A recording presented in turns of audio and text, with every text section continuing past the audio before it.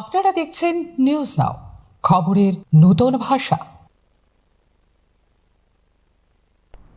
শুক্রবার উদয়পুর কিল্লা নিত্য বাজার কলসি উচ্চ মাধ্যমিক বিদ্যালয়ে অনুষ্ঠিত হল বিশেষ স্বাস্থ্য শিবির।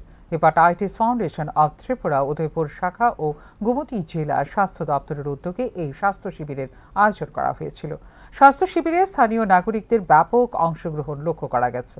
এদিনের স্বাস্থ্য শিবিরে malaria, dengue, sugar, hepatitis B এবং সি সহ বিভিন্ন ধরনের পরীক্ষা করার পাশাপাশি রক্তচাপ এবং শরীরের ওজন পরীক্ষা করা হয়।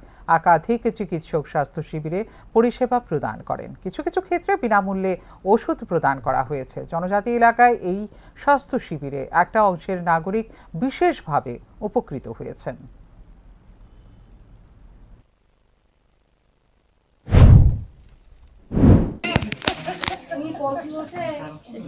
আমি doctor Dipu Debbarma, medical officer in charge Nityabazar PSC.